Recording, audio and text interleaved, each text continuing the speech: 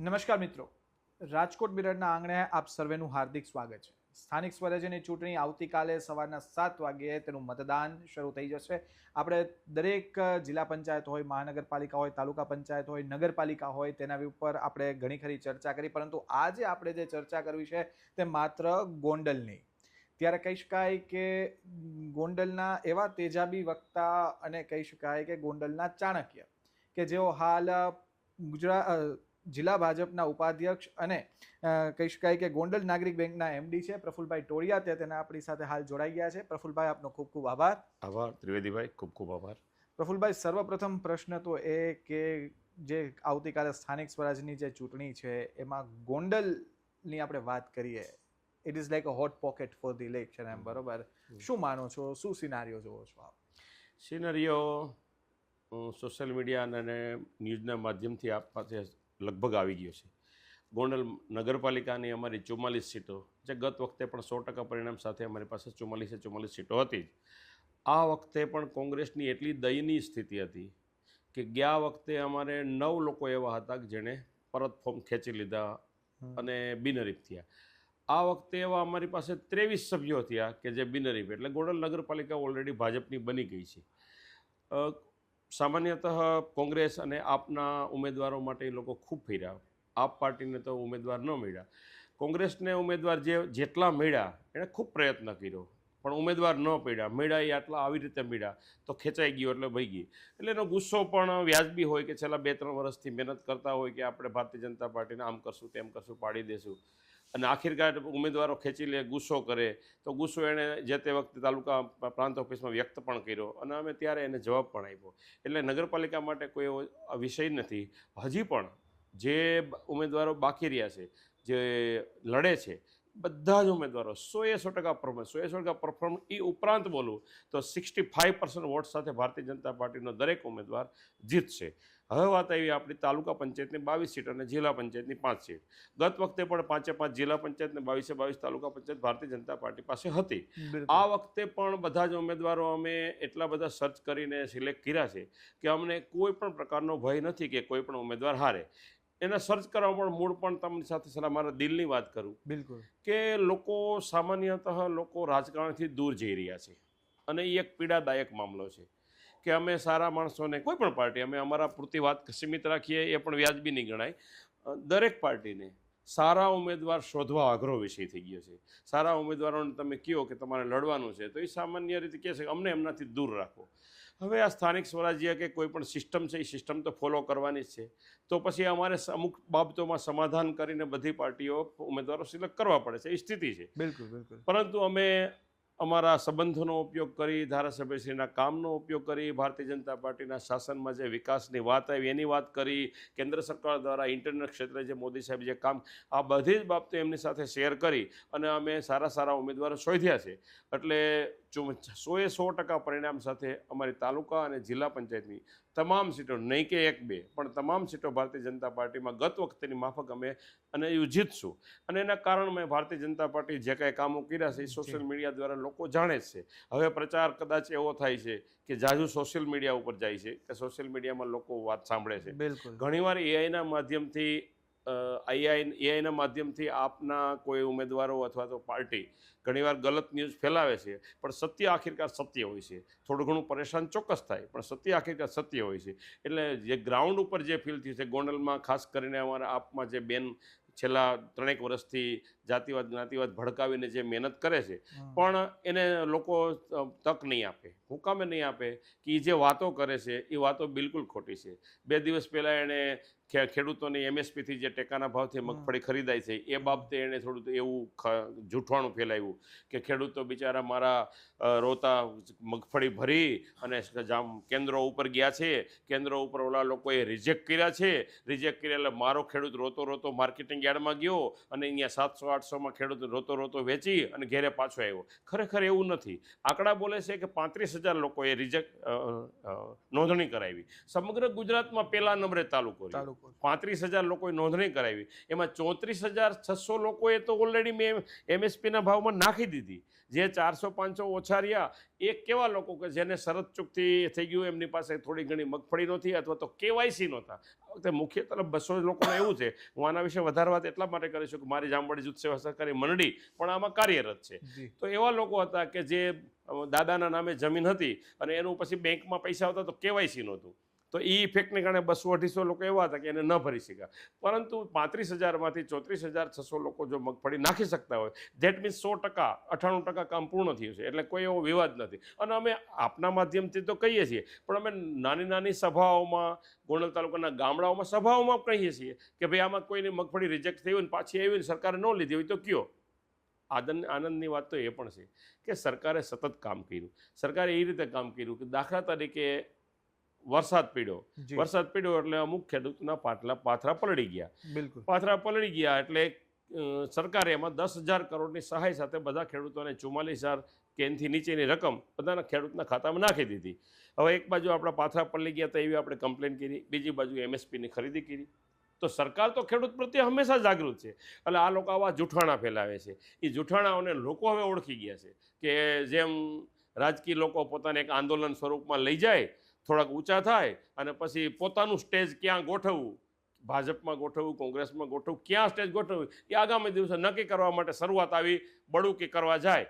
પણ લોકો પણ હવે ઓળખી ગયા છે કે ભાઈ રાજકારણમાં લોકો સ્ટેન્ડ બનાવવા માટે માણસોનો ઉપયોગ કરે છે. પણ આખિરકાર ગુજરાતની જનતા સત્ય હશે એની સાથે રહેશે.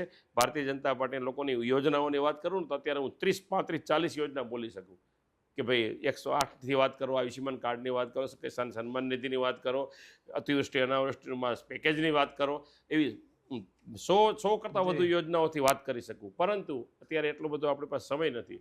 પણ અમારા ગોંડલ શહેર અને તાલુકામાં ભારતીય જનતા પાર્ટી 100% પરફોર્મન્સ સાથે જીતશે અને વધુ વોટ શેર પણ અમે લેશું.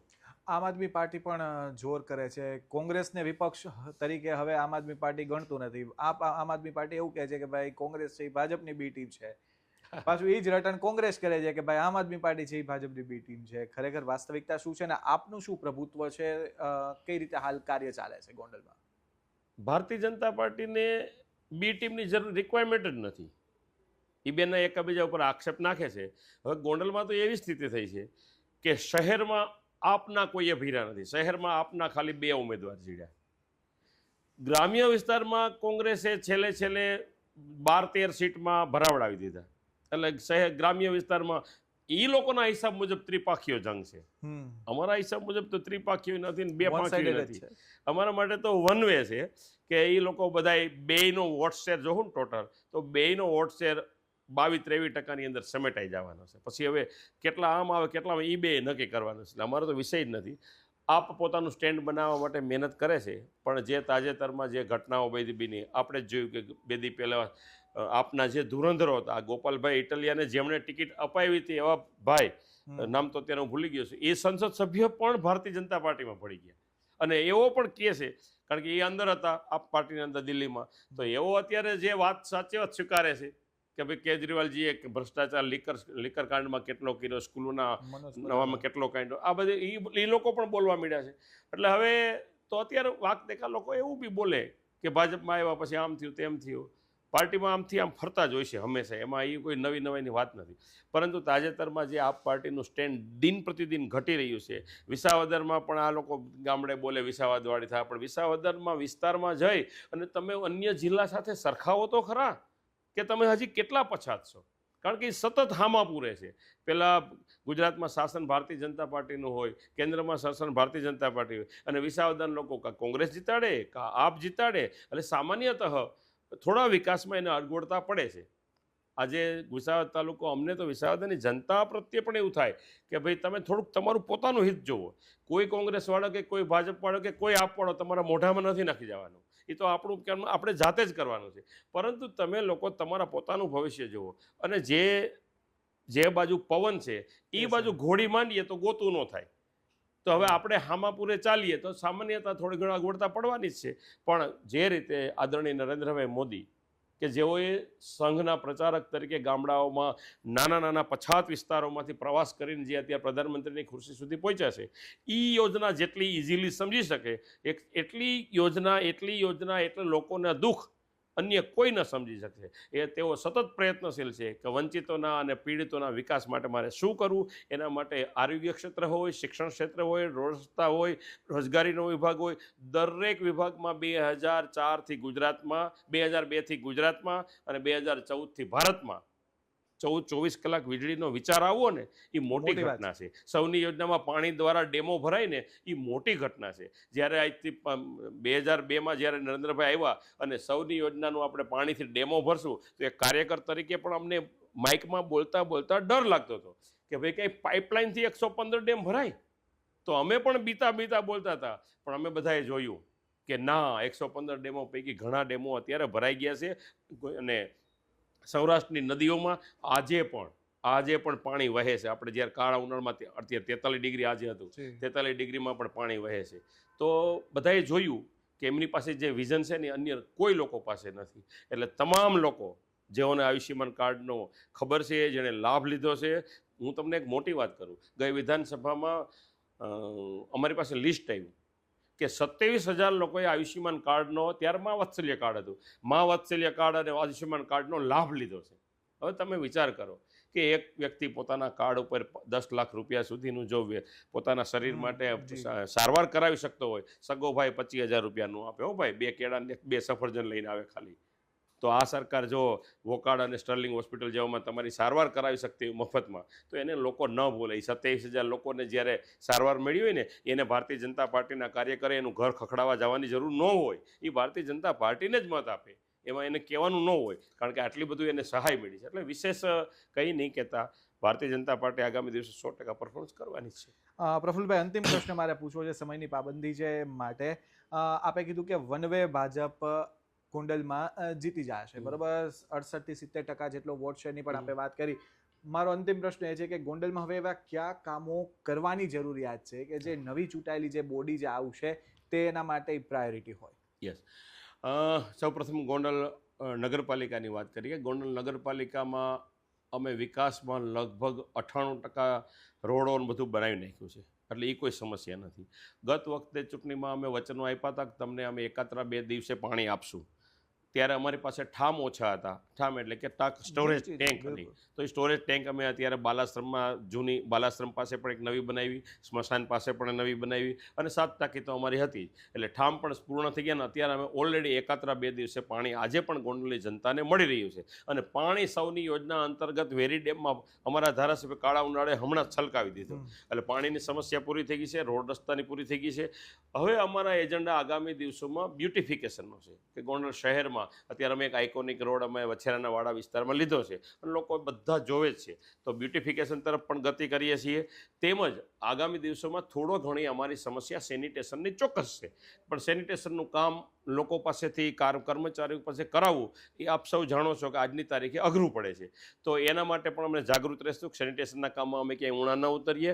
એ ઉપરાંત ખાસ મુખ્ય પ્રશ્ન અમારો ભાવનગરથી જુનાગઢનો જે રસ્તો છે, જે સિટીના મધ્યમાંથી પસાર થાય છે, અને એને કારણે રોડની નાની મોટી સમસ્યાઓ અને ટ્રાફિકની સમસ્યાઓ થાય છે. તો એના માટે અમારે આગામી દિવસોમાં જામવાડી ગામ ઉપરથી એક રસ્તો બાયપાસ કાઢી કંટોલિયા પાસે થઈ અને બાયપાસ કાઢવાનો છે. એ 900,000 એમાં પ્રોજેક્ટ બનાવી નાખ્યો છે, પણ 1,000 કરોડ કરતાં વિશેષ ખર્ચો હોય અમારે કેન્દ્રમાંથી મંજૂર કરાવવાની અમારી તૈયારી છે, અને સરકારમાં એ અમે કરાવશું. બીજું, ગોંડલ શહેરમાં ITI છે, કોલેજ છે, પરંતુ એક ગવર્મેન્ટ કોલેજ હજી અમને એક વધારાની મળે એવો અમે આગામી દિવસોમાં પ્રયત્ન કરશું. વચનો નથી, ફરીવાર 5 વર્ષ પછી કોઈ વચન સ્વરૂપે અમને લઈ લઈએ તો નહીં. અમે ભારતીય જનતા પાર્ટી વચન દઈએ કે ન દઈએ એ કામ કરતો જ રહીએ છે. એટલે વચન નથી, પણ 5 વર્ષમાં અમે આગામી દિવસે આ કામો કરવા માટે તત્પર છીએ. પ્રફુલ્લભાઈ, આવતીકાલે જે સ્થાનિક સ્વરાજની ચૂંટણીનું જે મતદાન થવાનું છે, મતદારોને શું અપીલ કરશો? મતદારોને એક તો નમ્રતાપૂર્વક વિનંતી કરું કે જેમ વેસ્ટ બેંગાલના લોકોએ 90-92% 93% સુધી મતદાન કર્યું, એવું જ મતદાન ગોંડલ તાલુકા તથા રાજકોટ જિલ્લામાં, કારણ કે રાજકોટ જિલ્લાના ઉપાધ્યક્ષ હોવાના નાતે મારી એ પણ જવાબદારી બને. તો રાજકોટ જિલ્લા નહીં પણ સમગ્ર ગુજરાતમાં દરેક લોકો પોતાના મતાધિકારનો ઉપયોગ કરે, સાચા ખોટાનો હિસાબ કરી, 2 કેન્ડિડેટના, 2ની પાર્ટીના મૂલ્યાંકનો કરી અને કાલે સૌ પોતાનો મતાધિકારનો ઉપયોગ કરે એવી આ તકે આપ સૌને ખુબને વિનંતી છે કે આપ કાલે મતાધિકારનો ઉપયોગ કરી અને જે લોકો તમારી સાથે જોડાયેલા, જે લોકો કામ કરે છે, જે પાર્ટી તમારી સાથે કામ કરે છે એના તરફી મતદાન કરાવજો એવી હાર્દિક અપીલ કરું છું. ઓકે પ્રફુલભાઈ, આપનો ખૂબ ખૂબ આભાર કે આપ અમારા આંગણે પધાર્યા અને ગોંડલ બાબતે જે આપે આપનો જે રોડમેપ જે અમને કીધો તે બદલ આપનો ખૂબ ખૂબ આભાર. આભાર ત્રિવેદીભાઈ, thank you. Rajkot Mirror, thank you. પ્રફુલભાઈએ ખાસ જે તેના વાત કરી કે ભાઈ ગોંડલ નગરપાલિકા કે ગોંડલ તાલુકા પંચાયત કે કોઈ પણ જે સ્થાનિક સ્વરાજ્યની ચૂંટણીની જે ગોંડલમાં જે બેઠકો છે તેમાં ભાજપ વન સાઇડેડ જીતશે, કારણ કે મતદારો ઉપર ભરોસે છે, કારણ કે મતદારોએ ભાજપના કરેલા જે કામો છે તેનાથી તેઓ પ્રભાવિત થયા છે. નમસ્કાર.